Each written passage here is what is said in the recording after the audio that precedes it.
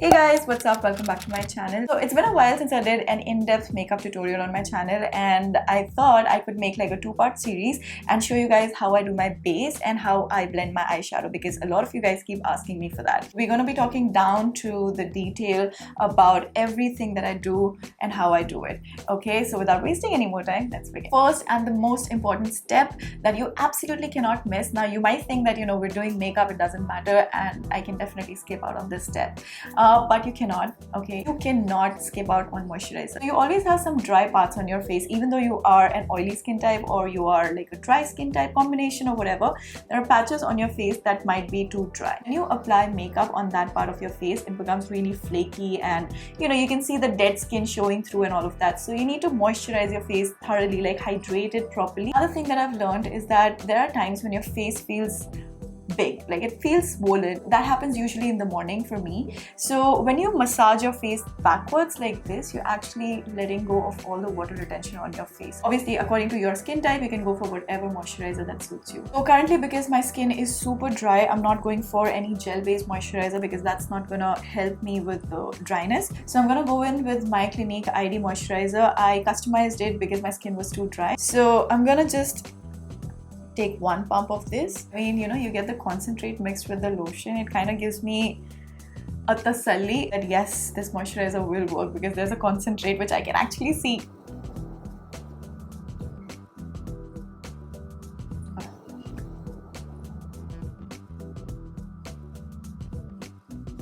Okay, and now once you've moisturized your face properly, you want to move on to a primer. Now, depending on your skin type, if you've got dry skin, you want to go for something which is more hydrating. If you've got oily skin type, you want to go for something which is matte. If you've got like open pores, then you want to go for something which is like pore filling, like a silicone based moisturizer. So that's what I'm gonna go for. It's the Nykaa Prep primer. It's just a pure silicone primer. Kind of blurs all of the uneven texture that I have and all the open pores. So I'm taking very little. You don't need a lot, just need like a pea size amount, and just apply it on your open pores.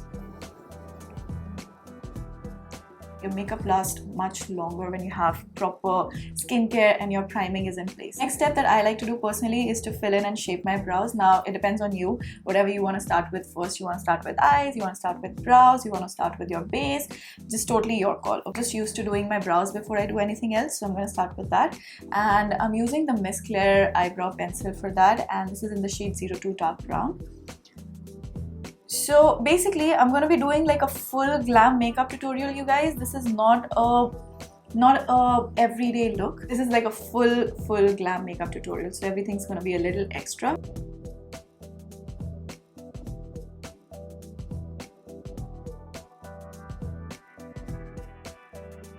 The thing is, when you do your brows, you don't want to look like Shin-chan, right? So you fill in this part of your brows completely, but you leave a little, strokes in the beginning so it doesn't look like one complete block of black line on your face. So the front part of your brow should actually have some gradient effect, and then it moves on to getting darker and darker. Right, so next you guys can start with color corrector. If you've got some pigmentation or some dark circles, some spots that you want to cover, then you can go for a color corrector. Now these are by LA Girl. This one is in the shade Nude. Now this is a very light peachy corrector. So if you fall in the category of fair to medium skin tone, no matter how deep your pigmentation is, you can go for the nude corrector. Okay, and then if you fall in the deep to dark skin tone, then you can go for this brick shade of corrector, which is called orange corrector. This is actually really dark and very intense, so you gotta be really careful when you're using it. Because I don't have a lot of uneven skin tone, I can move on directly with my foundation. For my foundation today, I'm using my favorite Milani Conceal and Perfect foundation. I'm taking just one pump of this foundation. So you want to just bounce your blender off your face. Don't pull it like this, just bounce it off your face. What happens is that if you do this, you will actually have to use a lot more product because it will keep coming off. Okay, if you bounce it off your face, you're actually just making sure that you're pushing the product in your skin and it won't move.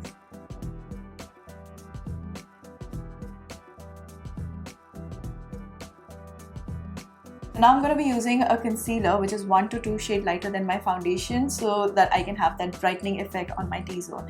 And the brightening effect that you really get is on the areas where light hits your face directly, okay? So basically your forehead, your nose, your chin, your under eyes, and you know, all of those parts. Using the PAC Spotlight concealer for this, I absolutely love this concealer, you guys. This is just my holy grail concealer at the moment. I'm gonna just apply a little bit here. You don't need a lot of this concealer, it's really full coverage, so just be careful while you're using it. And on my nose, a little bit on my cupid's bow, on my chin, and a little bit here. You guys know where you're supposed to apply your brightening concealer, but before I blend this, I'm going to show you exactly where you have to place your contour stick. Your cream contours, your liquid contours, or whatever, powder, cream, liquid, everything has to go in one place. So I'm using the cream contour by NYX. This is their Wonder Stick. Right underneath your cheekbones, that's where you're supposed to place your contour. So it goes here.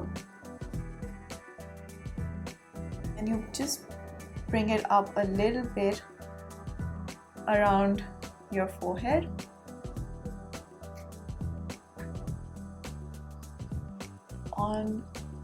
Just on the bone of your jawline, then on your nose. So I don't really sharpen my nose a lot. I like to keep it subtle. So I'm just going to be creating 2 lines very close to you know, my bone.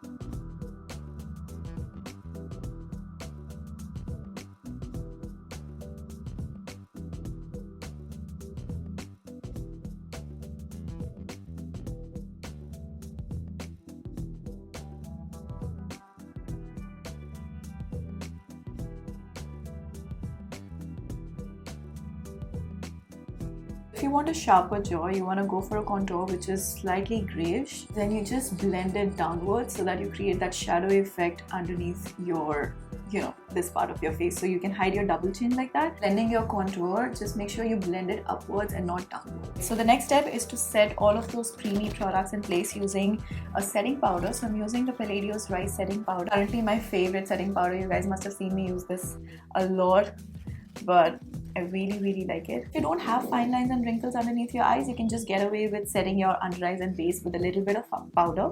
But if you do have fine lines and you tend to crease a lot, then you have to bake.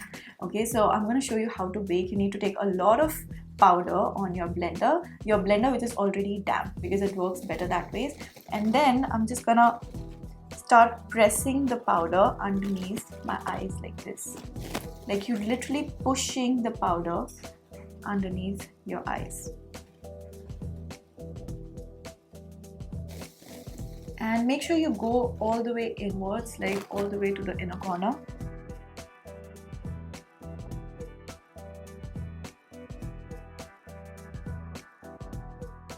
So meanwhile this is baking, I'm going to use a powder contour, and for that I'm using this NYX Contour and Highlight palette. I'm going to basically use this warm brown shade to kind of, you know, give my face a little bit more warmth. Okay, so up until now you guys did not see me use even one brush, okay, because I like to do everything with my blender. That's my style. But if you like, you can also use brushes, okay. For bronzing and contouring, I like to use this angled brush. This is by Pro Arte.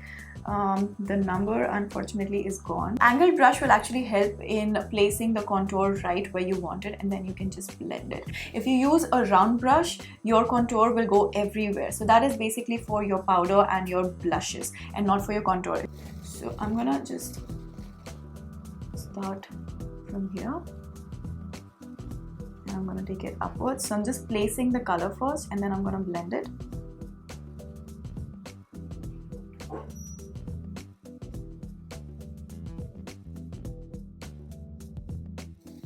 And with whatever is left on my brush, I'm going to just contour my jawline as well. And same on the other side.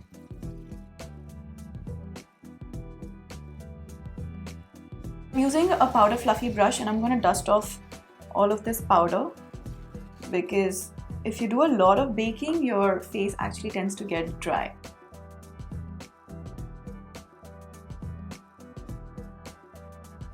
Now we move on to the next step, which is a blush. So I'm using this Milani powder brush in the shade Tea Rose. This is the kind of brush that you want to go for when you're applying a blush, something which is really fluffy and round. And you want to place it right on the apples of your cheeks. And place it right here. Not towards your nose, but start blending it outwards.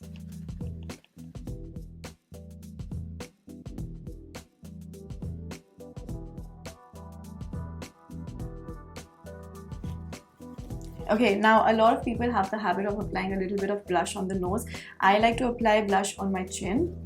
So whatever is left on my brush, I'm just gonna dust it on my chin. Now to highlight my face, I'm using the NYX Born to Glow palette. The reason that I don't really like to use creamy or liquidy highlighters when I've done my entire glam is because it kind of becomes flaky on your skin and blending gets difficult. And when you use a powder highlighter on top of that, it gets really patchy, and I don't really like to have that much of bling on my face, to be honest. And when I have so much of powder on my face, I like to stick to just the powder highlighter, and that's it. So the NYX Born to Glow highlighter is really good if you're a makeup artist because it has a lot of shades, so you know you cover a lot of tones in this. And the brush that I'm going to be using is a tapered fluffy brush like this. So this is perfect to place and blend your highlighter. I'm going to go in with this really nice peachy gold shade and dust off the excess right on the bone. Okay, and I'm gonna just blend it like this.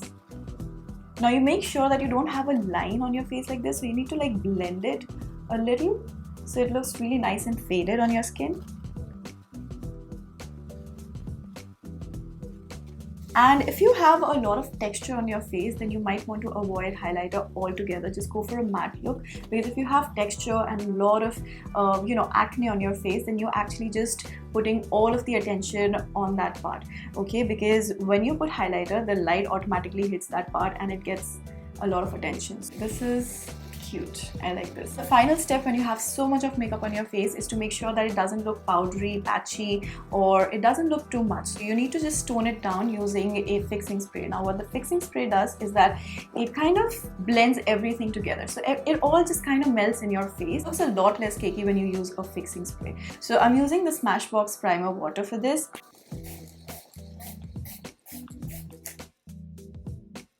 So with that, this is the finished look. This is your base. Now everybody's skin and face is different, so you need to customize it according to your skin, your face, your features. A lot of trial and error goes into finding the perfect product that will suit you. Yeah, I wish you guys good luck. Keep trying and I'm sure you're gonna get there. If you guys have any questions, please post them down below. I would love to answer those. It's a wrap for now. I hope you enjoyed today's video. If you did, do not forget to give it a big thumbs up, and also not forget to subscribe to my channel before you leave. Also, there's a part 2 of this video coming soon where I will teach you how to blend your eyeshadows. So with that, I will see you in my next video.